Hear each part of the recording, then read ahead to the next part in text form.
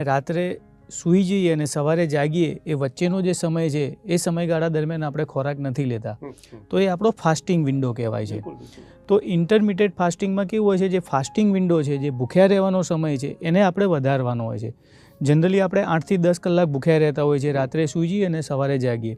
તો ઇન્ટરમિટેડ ફાસ્ટિંગમાં શરૂઆતના સ્ટેજમાં 12 કલાક ભૂખ્યું રહેવાનું હોય છે, પછી 14 કલાક ભૂખ્યું રહેવાનું હોય છે, 16 કલાક ભૂખ્યું રહેવાનું હોય છે, 20 કલાક ભૂખ્યું રહેવાનું હોય છે, 24 કલાક ભૂખ્યું રહેવાનું હોય છે. 24 કલાક ભૂખ્યું રહેવાનું હોય એમાં કઈ રીતનું હોય કે દિવસમાં એક જ વખત ખોરાક લેવાનો, બપોરે લો અથવા રાત્રે લો, અને પછી બીજા દિવસે બપોરે એ જ ટાઈમે ખોરાક લેવાનો. મતલબ જે ફાસ્ટિંગ વિન્ડો છે આપણે 24 કલાકનો કરવાનો હોય છે.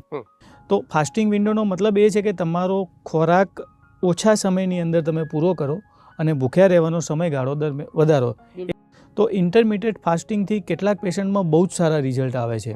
જે લોકોનું શુગર ફંક્શન વીક છે, જે લોકોને ઇન્સ્યુલિન રેઝિસ્ટન્સ છે, જે લોકોને હાર્ટનો પ્રોબ્લેમ છે, જે લોકોને કોલેસ્ટ્રોલ વધારે આવે છે, જે લોકોને ફેટી લીવર છે, આ બધી વ્યક્તિઓ જ્યારે ઇન્ટરમિટેડ ફાસ્ટિંગ કરે તો એ લોકોને એમના વજનમાં, એમના શુગરમાં, એમના બીપીમાં, એમના કોલેસ્ટ્રોલમાં દરેકમાં ફેરફાર આવતો હોય છે. અને જે લોકોને કેન્સર હોય અથવા કેન્સરનું પ્રાઇમરી સ્ટેજ હોય તો એ લોકો પણ જો ઇન્ટરમિટેડ ફાસ્ટિંગ કરે તો એમનું કેન્સરનું ડેવલપમેન્ટ, મતલબ જે કેન્સર આગળ વધતું હોય છે એ પણ અટકી શકે છે.